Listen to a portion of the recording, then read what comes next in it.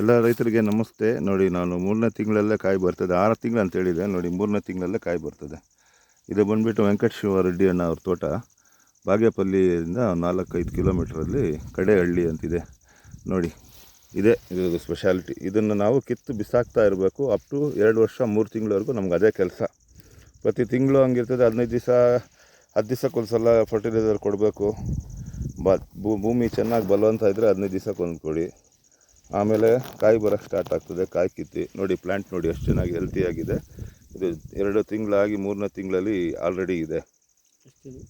ಇಂಥ ಕಾಯಿಗಳು ನೋಡಿ ಇಷ್ಟೇ. ಇಲ್ಲಿಂದ ಸ್ಟಾರ್ಟ್ ಆಗ್ತದೆ. ಇದನ್ನು ನಮ್ಮ ಕೆಲಸನೇ ಏನಂದರೆ, ಇದನ್ನು ನಾವು ಲ್ಯಾಂಡ್ ಡೆವಲಪ್ಮೆಂಟ್ ಮಾಡ್ಕೋಬೇಕಂದ್ರೆ ಆಯಿತು. ಆಮೇಲೆ 2 ತಿಂಗಳಾದಮೇಲೆ ಇದನ್ನು ಅಂಟಿರ್ತದೆ. ಇಲ್ಲಿ ಅಂಟು ಕಟ್ಟಿರ್ತೀವಿ ನೋಡಿ. ಇದು ಅಂಟು ಬಿಚ್ಚಬೇಕು. ಇದು ಬಿಚ್ಚಾದಮೇಲೆ ಮಣ್ಣಾಗಬಾರ್ದು. ಚೆನ್ನಾಗಿ ಜ್ಞಾಪಕ ಇಟ್ಕೊಳ್ಳಿ. Note this point.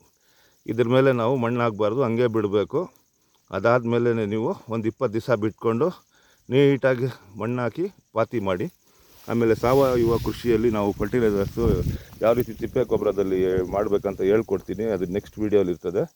ಅದನ್ನು ಫಾಲೋ ಆಗಿ. ನನ್ನ ಹೆಸರು Sadat Naveed, field team manager, Floros agro solution private limited.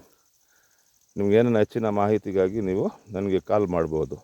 ಧನ್ಯವಾದ.